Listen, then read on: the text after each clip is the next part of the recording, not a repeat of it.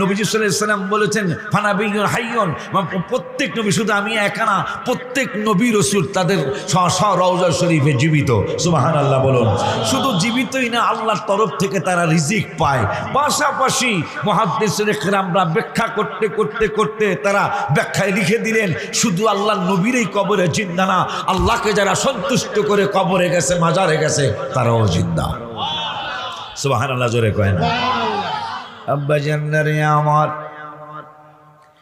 কেন আমাদের যারা সরকার গঠন করতে যাচ্ছেন তারা এত সিট কেন পেল?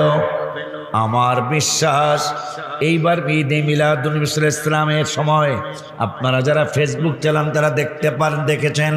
আমার ফেসবুক নাই, তবে আমার ছেলেদের আছে, ওরা আমারে দেখাইলো। আমার তারেক রহমান সাহেব প্রথম নির্বাচনে পাশ কইরাই তিনি প্রধানমন্ত্রী হয়ে গেলেন। কারণটা কি? আমার বিশ্বাস হলো তার আম্মা জানো বাংলার শ্রেষ্ঠ বলি বাবা শাহজালাল রহমতুল্লাহি আলাইহির মাজার শরীফ জিয়ারত করে নির্বাচনের প্রচারণা শুরু করেছিলেন।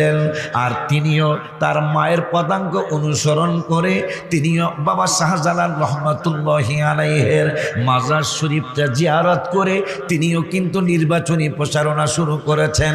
তার আগে মনে হয় আল্লাহর তরফ থেকে আল্লাহর দয়া হয়েছে। কেমন দয়া?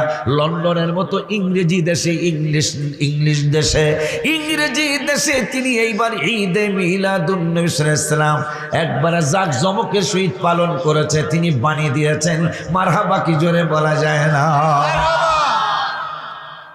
ঈদে মিলাদুন্নবী গেল না এবার? তারেক রহমান সাহেব লন্ডনে পালন করছে, লন্ডনে। আর আপনাদের হারার কারণ আপনারা আমার হাবিবের ব্যাপারে এমনও বক্তা আছে কোরআন শরীফে বলছে ভুল আছে, নাউজুবিল্লাহ জোরে কয় না? হাজারবার পাশ করুক, আমরা আহলে সুন্নাত ওয়াল জামাত কোনদিন তাকে সাপোর্ট করতে পারি নাই, কিয়ামতের আগে পারবো না। কথা বলেন না কেন? আপনার প্রতিবাদ তো দূরের কথা, আপনাদের দলে এই জন্য আপনারা প্রতিবাদ করেন নাই। প্রতিবাদ না করাটাও আল্লাহ সহ্য করেন নাই, কারণ কোরআনে আয় হায় আমার রাসূল সাল্লাল্লাহু আলাইহি ওয়াসাল্লাম সম্পর্কে